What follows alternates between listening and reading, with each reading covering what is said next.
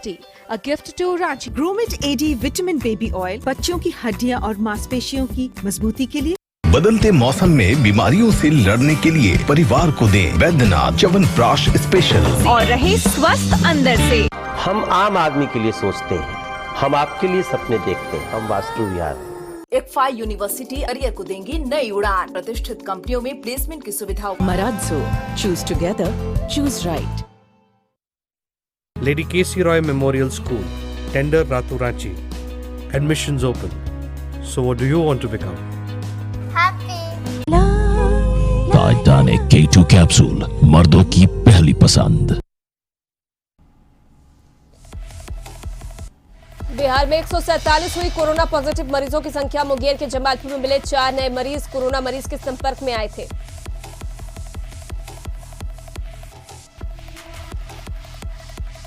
Lockdown में बढ़ी बिहार के राशन डीलरों की मनमानी। बेगूसराय में डीलर के खिलाफ सड़क पर उतरे लोग। सुपौल में भी प्रदर्शन।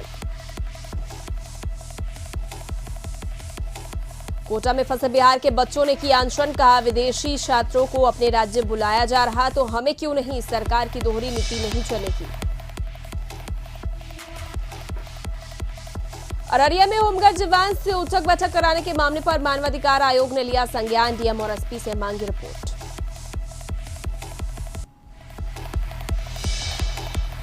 कैमूर के मोहनिया में शिक्षिका और पूर्व जिला पार्षद में सड़क पर मारपीट हुई। दोनों तरफ से थाने में दर्ज कराया गया एफआईआर।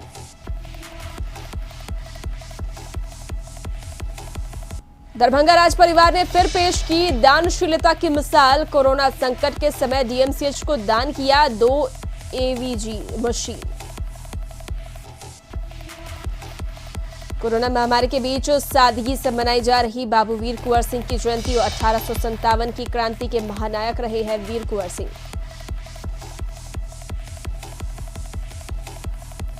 नमस्कार, आप देख रहे हैं कशिश न्यूज। आपके साथ मैं उर्वशी और इस वक्त बड़ी खबर पटना से, जहां बिहार में कोरोना संक्रमितों की संख्या बढ़कर 147 हो गई है। आज मुंगेर के जमालपुर जिले में 4 नए कोरोना पॉजिटिव मरीज मिले हैं। चारों लोग कोरोना पॉजिटिव मरीज के संपर्क में आए थे। बांका और पूर्वी चंपारण में भी कोरोना की दस्तक है। पटना के खाजपुरा में बुधवार को 8 मरीज मिले थे। बिहार में कोरोना प्रभावित जिलों की संख्या 16 हो चुकी है। राज्य के 42 लोग कोरोना से जंग जीतकर घर जा चुके हैं। 2 लोगों की अब तक मौत हो चुकी है। और कोरोना अपडेट के लिए अधिक जानकारी के लिए बात करेंगे संवाददाता मिसाल। इस वक्त हमारे साथ जुड़े हुए मिसाल, कोरोना संक्रमितों की संख्या बढ़कर 147 हो गई, क्या कुछ ताजा हालात? देखिए, बिल्कुल काफी ज्यादा जो है बिहार में जो है तेजी देखी जा रही है और अभी दिन की शुरुआत ही हुई है और 4 और पॉजिटिव केस जो है बिहार में आ गए हैं, तो संख्या अब 147 हो चुकी है। तो बिहार में लगातार जो आंकड़ा है वो तेजी से बढ़ता जा रहा है। कल भी जिस तरीके से सिर्फ पटना में ही अकेले 8 केस मिले थे और उसके बाद पूरा हड़कंप मच गया था स्वास्थ्य विभाग में। इसके बाद तमाम तरह की बैठकों का दौर भी शुरू हुआ और तमाम तरह के दिशा निर्देश मिल गए। पूरे मामले में हालांकि मुख्यमंत्री नीतीश कुमार का कहना है कि लोग घबराए नहीं, अपने घरों में रहें और साहस का परिचय दे। भाई स्वास्थ्य विभाग ने भी कहा है और अभी स्वास्थ्य मंत्री का भी कुछ देर पहले मंगल पांडे का ट्वीट आया है कि लोग घबराए नहीं, खतरा है लेकिन सरकार पूरी कोशिश कर रही है कोरोना से निपटने को लेकर। जो तमाम उपाय है वो किए जा रहे हैं। तो लेकिन जिस तरीके से देखा जाए तो पिछले 24 घंटों में जो आंकड़ों में बहुत ज्यादा तेजी आई है और बात अगर पिछले 3 दिनों की करें तो अभी तक 60 के आसपास जो है ये केसेस आ चुके हैं बिहार में। तो जाहिर सी बात है कि मामला जो है अब गंभीर होता जा रहा है। पटना हॉट स्पॉट बन चुका है और तमाम जो जिले थे, चाहे वो मुंगेर की बात करें, आपको सिवान की बात करें या तमाम जो जिले जिसमें केसेस काफी ज्यादा आ रहे हैं, उसमें पटना जिला है ये भी अब जो है यहाँ पे भी केसेस अब काफी ज्यादा आने लगे हैं। पूरे बात बिहार की करें तो देश में जिस तरीके से अन्य राज्यों में, महाराष्ट्र की बात करें, राजस्थान की बात करें, राज्यों में जो कोरोना को लेकर जो तेजी देखी जा रही है उसमें बिहार भी कहीं ना कहीं इसमें जो केसेस 147 के आसपास आ गए हैं और आने वाले समय में और भी ज्यादा जो है केसेस में तेजी आएगी। तो देखिए, जिस तरीके से लॉकडाउन में भी ढिलाई दी गई है, उसके बाद अब जिस तरह से देखा जा रहा है कि लोग जो सड़कों पे हैं बड़ी संख्या में निकल रहे हैं, सब्जी मार्केटों में निकल रहे हैं, तो ऐसे में जो छूट दी गई थी उस छूट का जो है कहीं ना कहीं जो है प्रभाव अब देखने को मिल रहा है। और जो कोरोना टेस्टिंग जो हो रही है, जो पॉजिटिव है, उस केसेस में तेजी आई है। हालांकि अभी भी नीचे मुख्यमंत्री का ये कहना है कि जो हालात है उसको काबू में करने की पूरी कोशिश की जा रही है। और जिस तरीके से अन्य राज्यों की तुलना में बिहार में हालात अभी उतने नहीं बिगड़े हैं तो लोग घबराए नहीं। लेकिन कई तरफ से ये मांगे भी उठने लगी कि क्या पटना में कर्फ्यू लगाया जाए या इस तरह की और भी जो है कड़ाई जो ढील दी गई थी क्या उसे वापस किया जाए। तो तमाम चीजों में बातचीत हो रही है। फिलहाल अभी तो पहला अपडेट जो आया है स्वास्थ्य विभाग की तरफ, उसमें अभी तक 4 जो है मुंगेर के वो पॉजिटिव केस आ चुके हैं। और अब देखना होगा कि आज पूरे दिन ढलते ढलते तक बिहार में कितने केसेस आते हैं। हालांकि उम्मीद यही जताई जा रही है कि बुधवार का दिन काफी कोरोना पीड़ितों की संख्या लगातार बढ़ती जा रही है। बुधवार के दिन कई नए मरीज आए हैं। देखना होगा आज शाम तक क्या पोजीशन होती है कोरोना की। चलिए बहुत बहुत शुक्रिया तमाम जानकारियों के लिए। मिसाल कोरोना को लेकर नालंदा के अजंता होटल में बनाए गए आइसोलेशन वार्ड में ड्यूटी पर तैनात लोगों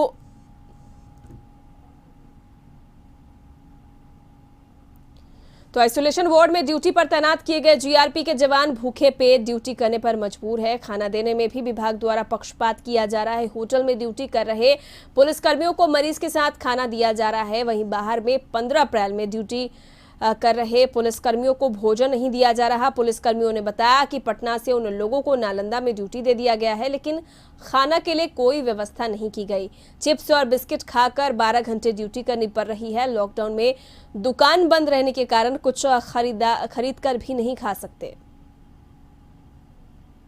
प्रेगनेंसी में सब जगह दरखास्त दे के देख चुकी हूँ।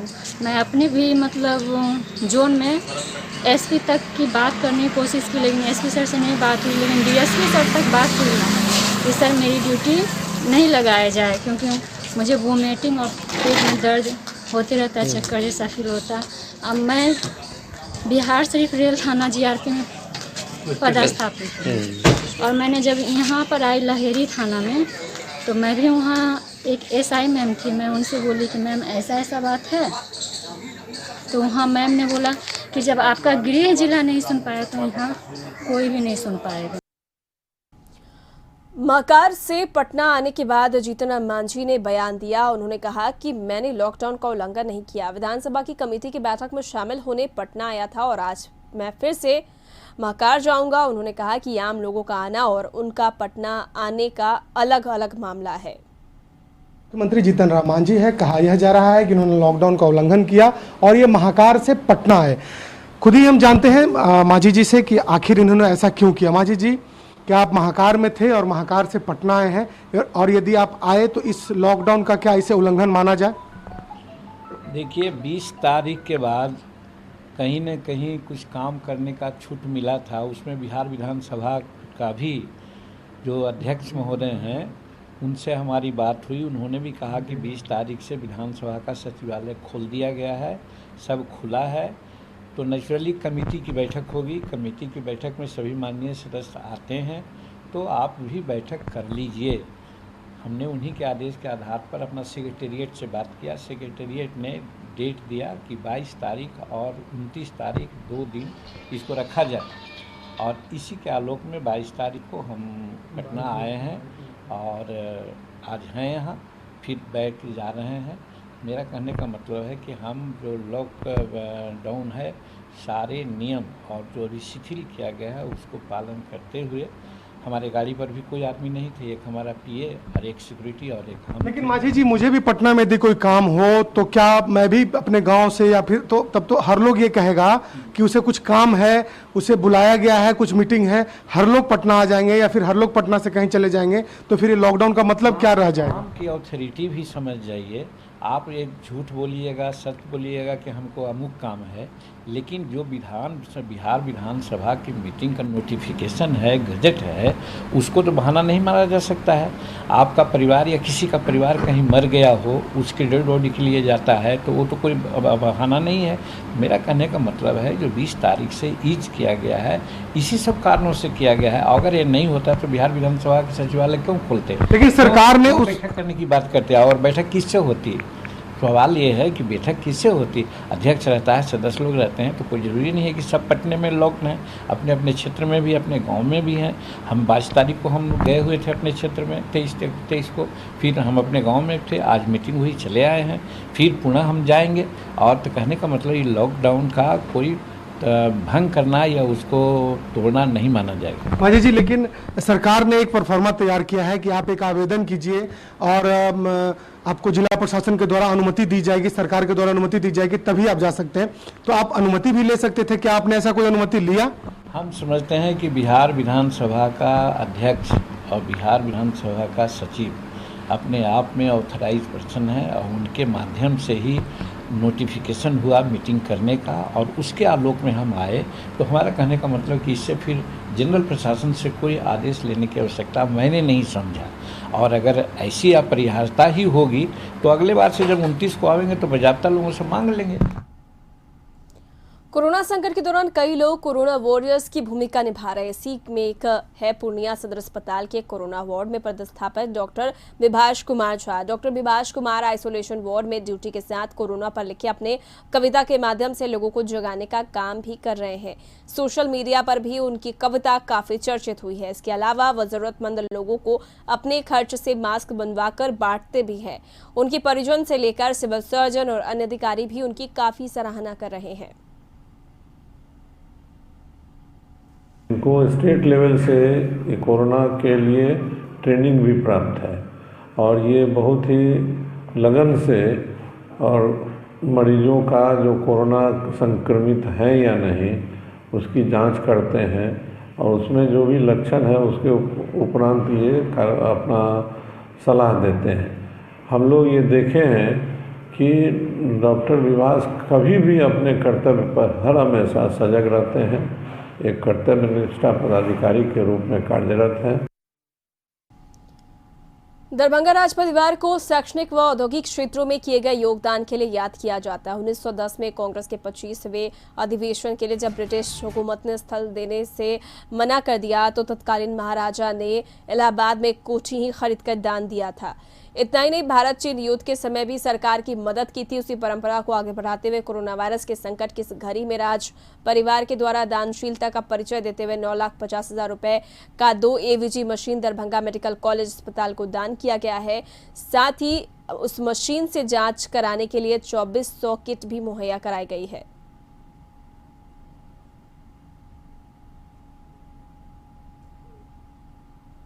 ट्रस्ट के द्वारा मशीन अवेलेबल कराई गई है DMCH को। ये AVG मशीन है जो किसी भी क्रिटिकल मरीज़ के लिए काफ़ी उपयोगी है और ये उनके जान बचाने के लिए क्रिटिकल मरीज़ जो हैं उनकी प्रॉपर जो स्थिति है उसके जांच के लिए ये काफ़ी आवश्यक मशीन है। यह मशीन DMCH में काफ़ी दिनों से ख़राब पड़ा हुआ था और नया मशीन नहीं आ पा रहा था। अधीक्षक के सुझाव पर हम लोगों के द्वारा ये 2 मशीन उपलब्ध कराई गई है जो एक कोरोना सेंटर और एक जनरल ICU में लगाया गया है। अपने घर से वापस अररिया ड्यूटी ज्वाइन करने आए लगभग 90 पुलिस के जवानों और अधिकारियों को 14 दिनों के लिए क्वारंटाइन में रखा गया है। लॉकडाउन से पहले जो पुलिसकर्मी छुट्टी लेकर अपने गांव गए थे और उन्हें अपने गांव में के निकटतम थाने में अपना योगदान देने का निर्देश दिया गया था, लेकिन पुलिस मुख्यालय ने फिर इन्हें अपने पदस्थापित जगह पर योगदान देने को कहा, जिसके बाद ये सभी पुलिसकर्मी अररिया पहुंचे हैं, जहां इनका पुलिस प्रशासन के द्वारा पहले तो सदर अस्पताल में मेडिकल चेकअप कराया गया। उसके बाद सभी को शहर के रैन बसेरा में 14 दिनों के लिए क्वारंटाइन में रख दिया गया है। वही क्वारंटाइन में रह रहे पुलिसकर्मियों ने बताया कि उन्हें जहाँ रखा गया वहाँ सुविधाओं की भारी कमी है। ना तो सही से पीने का पानी मिल रहा है और ना ही बाथरूम में साफ सफाई है। ऐसी जगह में वे लोग 14 दिनों तक कैसे रहेंगे?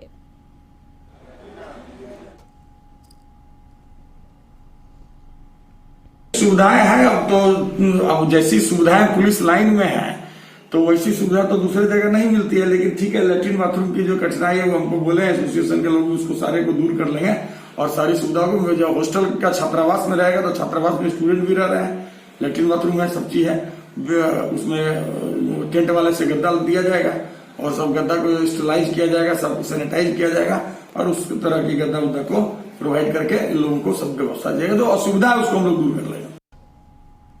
नालंदा जिला में बढ़ते कोरोना संक्रमण को लेकर निकटतम जिला की सभी सीमाएं सील कर दी गई है। पटना जिला में भी नालंदा जिला से लगने वाली सभी सीमाओं को सील किया जा चुका है। बावजूद इसके बाद के पवित्र उमानाथ धाम स्थित सत्य स्थान शमशान घाट में शव जलाने के लिए नालंदा, नवादा और शेखपुरा जिला से लगातार शवों का आना जारी है, जबकि कोरोना को लेकर नालंदा जिला को हॉटस्पॉट घोषित कर दिया गया है।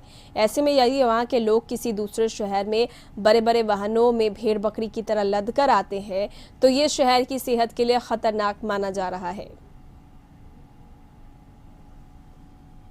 आपका स्वागत है। लॉकडाउन के बीच राशन डीलरों की मनमानी जारी है। बेगूसराय में डीलर के मनमानी के खिलाफ सैकड़ों लोगों ने अनाज के साथ NH-28 को जाम कर हंगामा किया। बछवाड़ा थाना क्षेत्र के गोविंदपुर 3 पंचायत के मुरलीधर गांव के लोगों ने स्थानीय डीलरों पर अनाज में कम तौल करने का आरोप लगाया। शिकायत करने पर डीलर गाली गलौज करने लगे और सदस्यों की संख्या ज्यादा होने के बावजूद कम सदस्यों का अनाज देने पर अरे रहे से नाराज सैकड़ों की संख्या में महिला पुरुष ने डीलर के यहां से अनाज उठाव के बाद अनाज के साथ मुरली टोल चौक पर पहुंचकर NH-28 को जाम कर दिया। जाम की सूचना पर बछवाड़ा थाना पुलिस और स्थानीय प्रशासन भी मौके पर पहुंची और जाम हटाने की कोशिश की जा रही है। अधिक जानकारी के लिए बात करेंगे बेगूसराय सहयोगी सौरभ इस वक्त हमारे साथ जुड़ चुके हैं। सौरभ, वहां के लोगों की क्या कुछ समस्या है और क्या जाम से छुटकारा मिल पाया है? हालांकि ये जो जानकारी मिल रही है कि पुलिस जाम हटाने की कोशिश में जुटी हुई है, क्या लोगों को समझाया बुझाया जा रहा है? देखिए, लोग अभी भी आक्रोशित हैं। लोगों का सीधा मांग है कि जो डीलर है गोविंदपुर 3 पंचायत के, उन पर कार्रवाई की जाए। लोगों का आरोप यह है कि जिस राशन कार्ड पर सदस्यों की संख्या 10 से 12 है, उस जगह पे 6 से 8 सदस्यों का ही अनाज दिया जा रहा है। इसके अलावा जो अनाज तौल में बहुत भारी गड़बड़ी की जा रही है।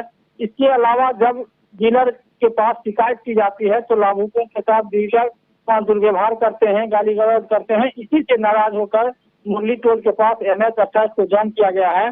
काफी संख्या में लाभुक मौके पर मौजूद हैं और अनाज के साथ NH-28 को जाम कर रखा है और डीलर के खिलाफ हंगामा कर रहे हैं। फिलहाल बछवाड़ा थाना पुलिस और स्थानीय प्रशासन के लोग लाभुकों को समझाने का प्रयास कर रहे हैं। लोग प्रशासन के अधिकारी लाभुकों को आश्वासन दे रहे हैं, लेकिन जिस तरह से कोरोना महामारी के बीच जिले भर से डीलर के खिलाफ शिकायत मिल रही है, कई डीलरों पर जिला प्रशासन के द्वारा कार्रवाई भी की गई है, लेकिन इसके बावजूद डीलरों के द्वारा कहीं भी सही से न तो राशन दी जा रही है और न ही सही तौल दिया जा रहा है। इसको लेकर के डीएम ने भी कड़ी आपत्ति जताई है और जिले भर के अधिकारियों को जांच करने का भी निर्देश दिया है। तो जांच करने का आदेश दिया गया। चलिए, बहुत बहुत शुक्रिया तमाम जानकारियों के लिए सौरभ।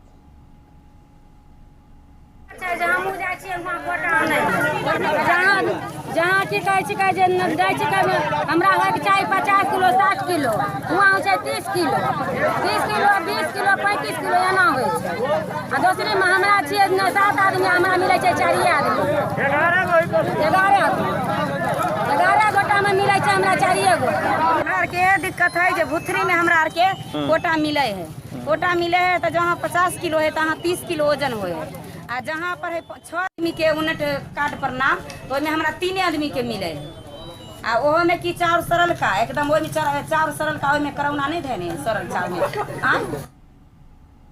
सुपौल के छातापुर थाना क्षेत्र के राजेश्वर ओपी 1000 रुपए के लिए 3000 लोगों की भीड़ लग गई। करीब 5 घंटे तक हंगामा चला। भीड़ ने न सिर्फ हंगामा किया बल्कि लाठी डंडे के साथ प्रदर्शन किया और टायर जलाकर विरोध किया। इस दौरान प्रशासन के तमाम अधिकारी और पुलिस बल मौजूद थे जो हंगामा करने वालों को समझाते रहे, लेकिन प्रदर्शनकारियों ने उनकी एक बात नहीं मानी और अपने जिद पर अड़े रहे। काफी जद्दोजहद के बाद लोगों का गुस्सा करीब 5 घंटे के बाद शांत हुआ। ये लोग राशन डीलरों पर राशन वितरण में धांधली करने और सरकार द्वारा भेजे गए 1000 रुपए की राशि नहीं दिए जाने के आरोप में हंगामा कर रहे थे।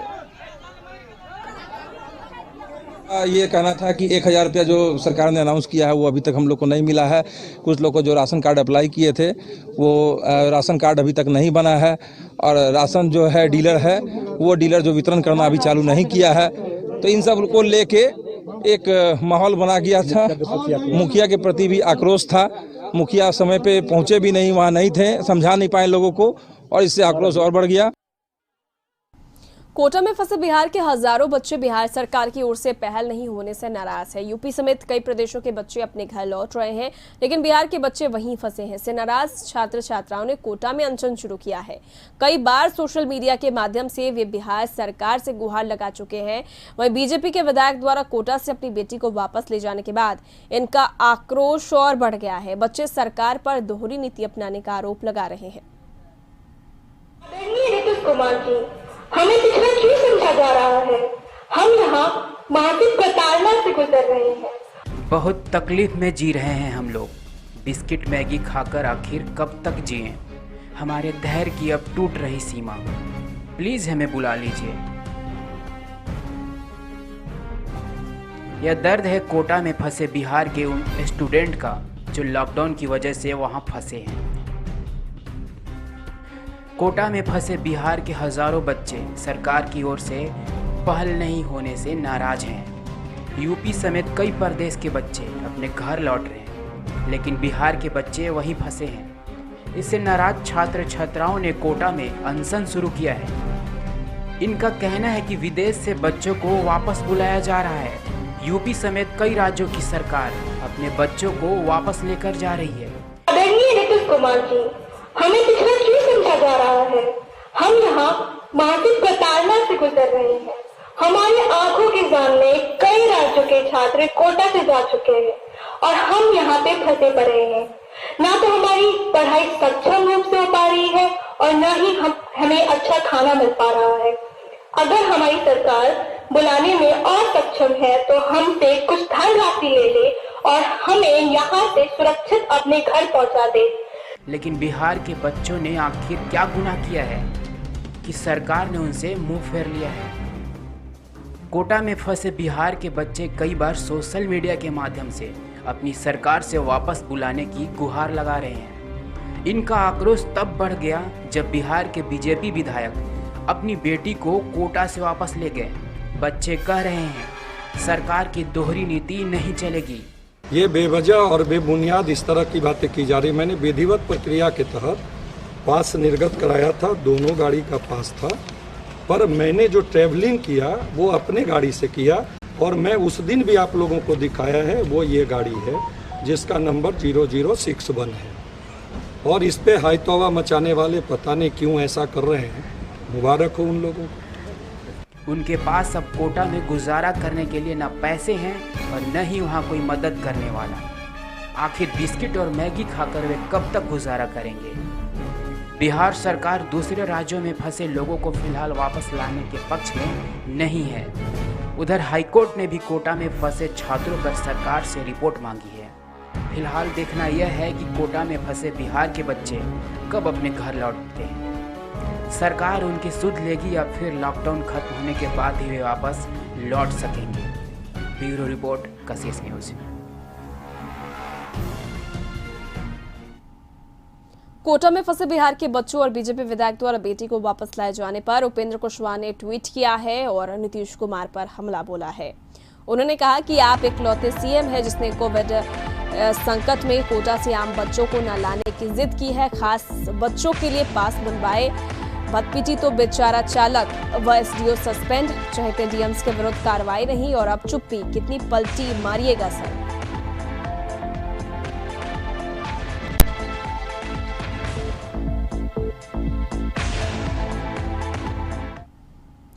बिहार कांग्रेस के कार्यकारी अध्यक्ष कौकब कादरी ने पत्रकार अर्नब गोस्वामी के खिलाफ पटना के गर्दनीबाग थाने में एफआईआर दर्ज कराया है और पत्रकारिता निबंधन को रद्द कर अविलंब गिरफ्तार करने की मांग की है। उन्होंने कहा कि अर्नब गोस्वामी ने सोनिया परिवार पर ओछी टिप्पणी कर पत्रकारिता की मर्यादा को कलंकित किया है, इसलिए उन्हें अविलंब गिरफ्तार किया जाए। कहा कि अर्नब गोस्वामी को सांप्रदायिक तनाव फैलाने, महिलाओं का अपमान करने, देशद्रोह व संविधान की धज्जियां उड़ाने की कोशिश की सजा जरूर मिलनी चाहिए।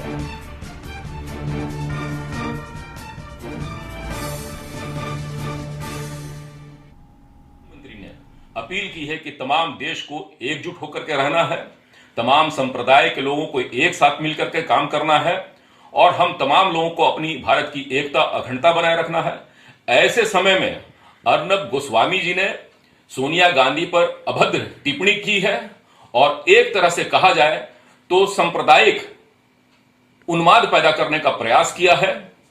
मैं अपील करता हूं कि इस पत्रकार को अविलंब भारतीय धारा के अनुसार जो विधि सम्मत है, इनकी अविलंब गिरफ्तारी हो और इन पे कानूनी कार्रवाई होनी चाहिए। कैमूर जिले के मोहनिया थाना क्षेत्र में बीच सड़क पर मारपीट करते दो महिलाओं का एक वीडियो सोशल मीडिया पर तेजी से वायरल हो रहा है। दोनों महिलाओं ने एक दूसरे पर मारपीट का और हत्या कराने की धमकी देने का आरोप लगाते हुए मोहनिया थाने में आवेदन दी है। वायरल वीडियो में दिख रहा है कि एक महिला कैमूर जिले की ही है और एक सरकारी विद्यालय की शिक्षिका है, तो दूसरी पूर्व जिला पार्षद है। वहीं कैमूर एसपी दिलनवाज अहमद ने बताया कि दोनों महिलाओं के खिलाफ पहले से ही थाने में मामले दर्ज है। मारपीट के बाद दोनों ने थाने में आवेदन दिया है। पुलिस तहकीकात कर रही है।